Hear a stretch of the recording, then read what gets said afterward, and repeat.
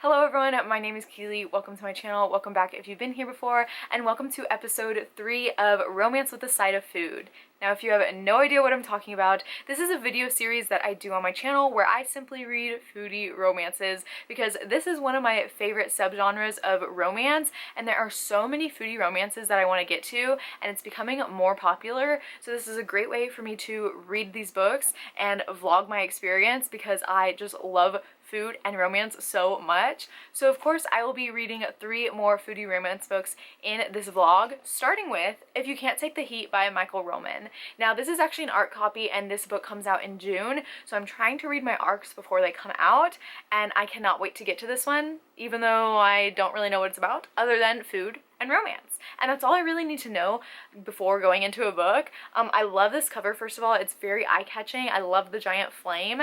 But, of course, these books I don't know a lot about before I read them because, again, I just hear food and love and I am into it. So I'll probably check in when I'm about 100 pages in and I will be able to tell you a synopsis. So hopefully the romance in these books is fantastic as well as the food. So I wouldn't usually update this early in a book, but I am 1 chapter in to If You Can't Take the Heat, and I hate it. Like, 17 pages in, and everything I hate in books was in that first chapter. And the writing is not good. Oh my gosh, I'm being so mean right now, but literally first chapter in, and there are so many things in that chapter that I typically, will rate a whole book lower for. So, we'll see. I'm definitely going to keep going because it is an arc. And I'm really hoping it redeems itself because how can it get worse than that first chapter? So I'll update you when I'm further in, but I'm so worried because I truly would rate this 1 star from the first chapter alone. Okay, I'm so busy right now and my room is a mess. I have books all around me right now because I just filmed a massive unhaul yesterday, and I'm definitely going to procrastinate putting them on Pango Books because that is a chore. But I'm gonna do it at some point. But I need to update you because it's been a while. If You Can't Take the Heat. And I'm gonna tell you right now, DNF. DNF. I've been reading this for over a week and I'm on page 50. That's it. Because I do not want to pick this up. In my last clip, I told you in chapter 1, hated it. And it's just gonna keep going in the direction that's just gonna make me so viscerally angry that I do not want to read this. So I don't even know if I told you what this is about. This follows a high school boy and he is like an athlete, star athlete. This is also set in the 80s. So he's like a star athlete, and then one day he has this terrible accident, breaks his leg, and he can no longer play sports. And I don't know what's gonna happen after that because nothing about food has happened so far. Like nothing with food other than them going to McDonald's. So I don't know when the food comes in, but I'm not gonna find out because something happens in here that I just cannot. Because for me personally, I hate when that happens in a book, and I can't say it because this is an arc and I don't want to say it, it's a spoiler, especially because this book hasn't even come out yet, but it is a trope that happens in books often that people often hate. And I am one of those people. So I am DNFing that one, but I have already started my second book for this video, and that is Yes Chef by Waitlin Andrews. I have this one from Kindle Unlimited. I started it today and I'm already 20% in, 75 pages in, and it's going so much better already. I'm so excited because I think I'm going to love this one. So we follow this girl and she is currently living in Paris, and she is working at a restaurant that's really trying to get a Michelin star. If you know anything about the restaurant industry, you will know that a star is very important and very prestigious. So she's working at this restaurant. She's American, and she's like the only American there, and she's really thriving in this country and being away from home because all we know right now is that her home life isn't great and that something really hurtful happened in her past. So she's working at this restaurant, and in walks another famous chef that is also American, Chef James. And she's kind of put off from Chef James because he is very cold to her for some reason. He's pretty warm to other people and smiles and jokes with them, but to her she just kind of gets the cold shoulder. And so that's all we know right now, but it's a foodie romance, so you can kind of see where things are gonna go. But I am interested to see also what has happened in her past, but so far All of the food stuff is great. I love both of the main characters and also all the side characters we've met so far, and I'm really interested to see how their relationship develops, because even though James has been really cold to her so far, he also shows like really cute and thoughtful moments that are just like really amazing and I love. So I'm hoping that I love this one, but so far 20% in, so good. And I'll probably update you when I'm halfway through. I am so tired today for some reason, but I need to update you because I am 50% of the way through Yes Chef, and I'm still really enjoying it. I feel like this is kind of a slow burn because we're still waiting for them to get together, and I cannot wait because like the tension is good, and I'm excited because I feel like there is a setup, a potential setup for fake dating. We haven't seen it yet, but another character had mentioned a plan, so this might be a fake dating book, which will be a fantastic turn of events. Right now we're also getting to explore not just the friendship, but the city, Paris itself, and go to various different places, which is really fun, and it also reminds me of like some of the places I visited there, but I'm enjoying it so far. I still really enjoy the characters, and we still don't know completely all about Claire's past, but like I said, we know that she's been hurt before, and we have seen her family, and let me tell you, her parents are terrible people. The jury's still out on her sister, still deciding if I actually like her or not, but Claire's parents are horrible, and I just feel like things are gonna get interesting in the second half because I think the family is gonna play more of a role in it, and it's gonna make me angry, but I hope that Claire like gets everything she deserves, so we will see. But yeah, I'm enjoying it so far, and I'm really pleasantly surprised because the first book in this vlog was such a disaster, but so far so good with this one. So I'll probably see you when I finish it, and hopefully things continue to go well. I said this in my last update, but I am so tired. Like this week I've been so tired. I'm also like falling apart. If you know me, I'm a distance runner, and I haven't been able to run for 2 weeks because I have a hamstring strain. And then my wrist started hurting this week, so I have it wrapped up to kind of stabilize it. I think it's carpal tunnel. Anyway, you probably don't even care about that. Book updates. So yesterday I finished Yes Chef, and I will say I enjoyed the first half a lot more than the second half. I did read the entire second half yesterday, but at that point I was just reading it to try to finish it because I was just kind of over reading it. So the main girl, Claire, I will say we are very, very similar.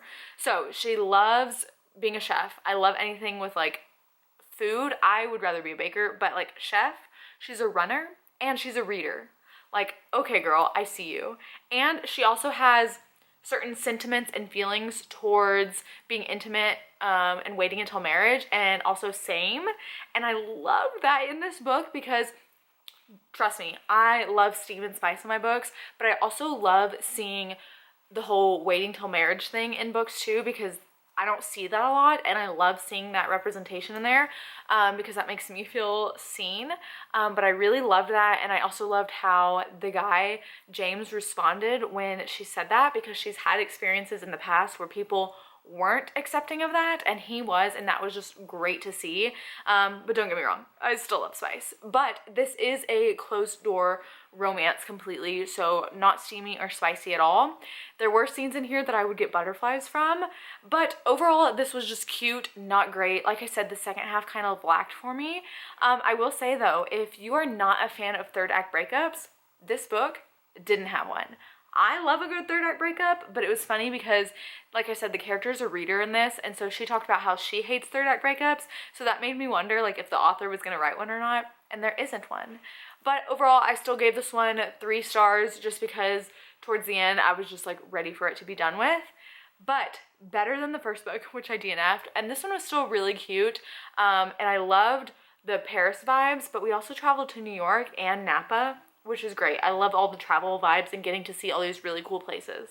But now that I'm done with my second book, the next book I am reading is Fake It Till You Bake It, and this is by Jamie Wesley. So Fake It Till You Bake It, I'm not quite sure completely what this is about, so I'm gonna wait till I'm a little further in to let you know the synopsis. But I will say, chapter 1, I kind of hate the girl.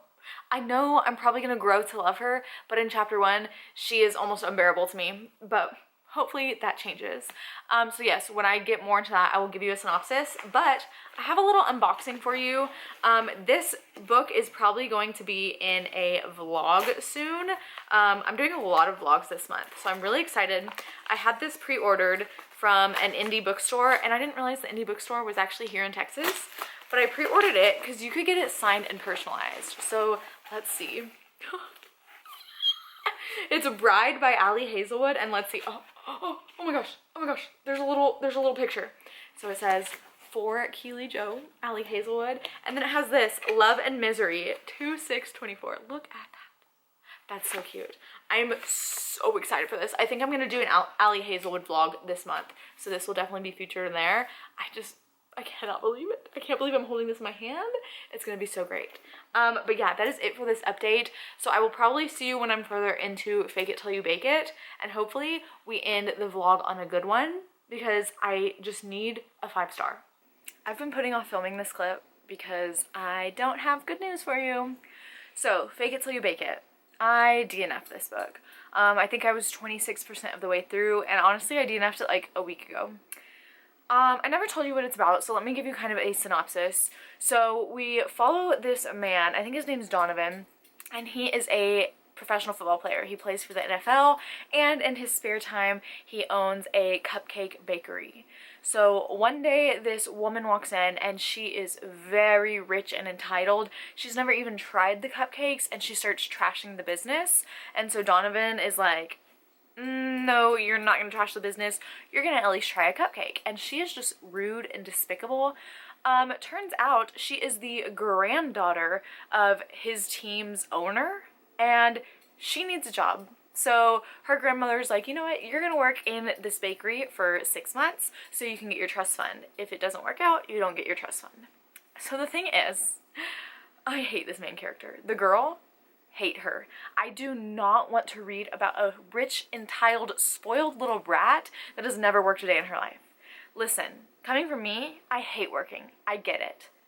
But don't think that you're above everyone else, or that things need to be handed to you. Like, she couldn't even set a timer correctly.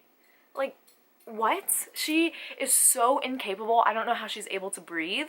And so this was me reading the book. I was like, rolling my eyes, just disgusted, a look of disgust on my face, and I was laying in bed reading it, and I realized, you know what, I don't want to read this because I hate her so much. So how was I ever going to like the relationship if I didn't even like her? So DNF, my second DNF of this video. So I DNF'd 2 out of the 3 books, and Chef's Kiss was the winner. Even though it was 3 stars, I still really enjoyed it, and it had a lot of good points to it. It was just a little too cheesy and a little too lengthy for me. I definitely liked the first half of that book better. I'm still going to upload this video because the whole purpose of this is to show you what I think of these books. And unfortunately, this one is more negative than some of the other ones. Honestly, the most successful episode of this series is episode 1. I loved a lot of the books in there. It's kind of gone downhill since. So hopefully with my next episode of this series, I will find more winners and books that I can actually finish. But that is it for this video. If you have made it this far, go ahead and leave the cupcake emoji. But that is it. Thank you so much for watching. As always, all my social media links will be down below. And I will see you next time. Bye!